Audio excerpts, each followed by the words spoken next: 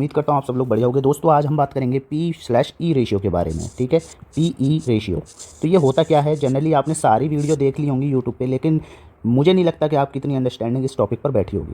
ये कैसे इसके बारे में हम इस वीडियो में जानेंगे कि ये कैसे इस किसी कंपनी की कंडीशन बताता है और इससे क्या क्या चीज़ें पता लगती हैं और PE रेशियो आखिर में होता क्या है।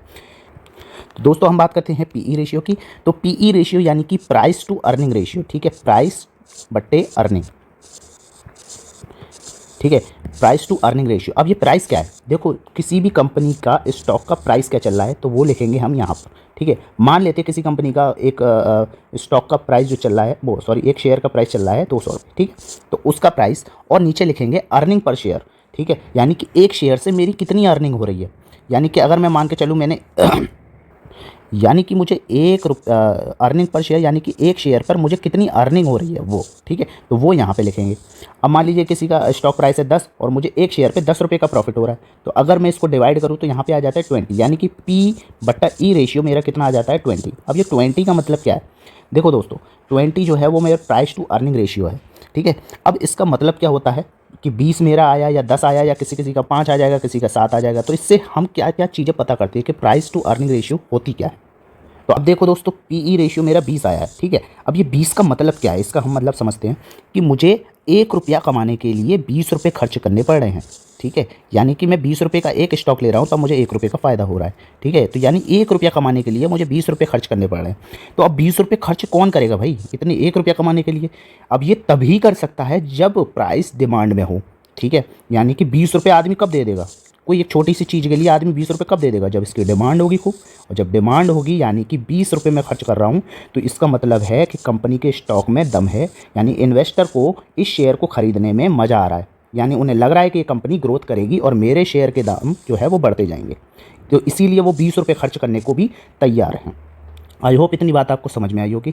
ठीक है, अब ये मान लीजिए कि ये जो 20 है ये कम होता चला जाए। मान लीजिए 10 है तो 1 रुपये कमाने के लिए मुझे 10 रुपये खर्च करने पड़ रहे हैं। मान लीजिए ये 5 आता है तो 1 रुपये कमाने के लिए मुझे 5 रुपये खर्च करने पड़ रहे हैं। तो यानी कि इसकी डिमांड नहीं है, इसकी भी डिमांड नहीं है, ये ज़्यादा डिमांडेबल है क्योंकि इसमें लोग ज़्यादा पैसा भी दे रहे हैं शेयर खरीदने के लिए, यानी कि कंपनी के शेयर में दम है, यानी कंपनी ग्रोथ करेगी। तो यानी PE रेशियो जितना अच्छा होता है कंपनी की हेल्थ के लिए उतना अच्छा होता है, यानी कि कंपनी ग्रोथ करेगी। ठीक है, तो इस तरीके से जो है हमें PE रेशियो से कंपनी की मार्केट वैल्यू और उसकी अर्निंग के बीच का रिलेशन समझने में मदद मिलती है।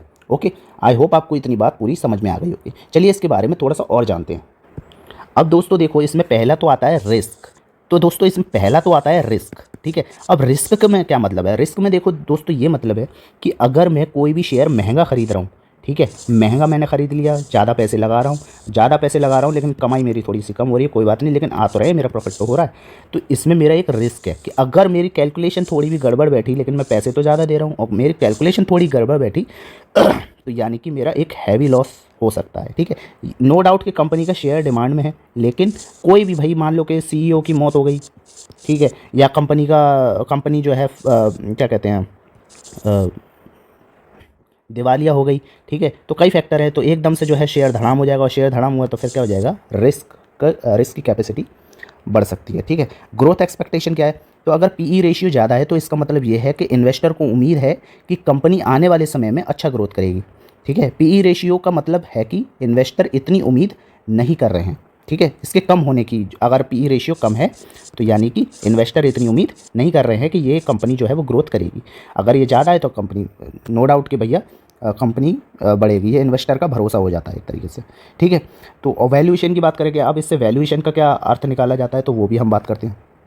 तो देखो PE रेशियो से ये पता चलता है कि स्टॉक ओवर वैल्यू है, यानी कि ज़्यादा दाम पे बेचा गया है। ठीक है, यानी कि देखो 1 रुपये कमाने के लिए मुझे 20 रुपये खर्च करना पड़ा है, तो यानी कि ये ज़्यादा दाम पे बेचा गया है।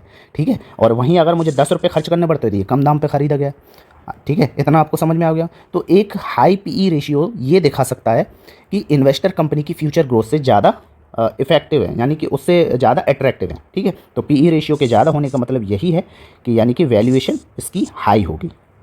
तो आई होप आपको ये सारे डाउट क्लियर हो गए होंगे। अगर आपको ये वीडियो समझ में आई है तो चैनल को सब्सक्राइब जरूर कीजिए, और अगर किसी ऐसा कोई माइनर टर्म है जो आपको समझ में नहीं आ रहा, जो भी स्टॉक से रिलेटेड है या किसी से भी रिलेटेड है, आप कमेंट सेक्शन में जरूर बताइएगा, उसको भी मैं अगले वीडियो में सॉल्व कर दूंगा। ठीक है, तो चलिए चलता हूँ, दुआओं में याद रखना, और अगर मेरा जिक्र करना है तो सब्सक्राइब जरूर करना। Keep sharing, keep loving. मिलते हैं अगली वीडियो में, तब तक के लिए सायोनारा एंड बाय।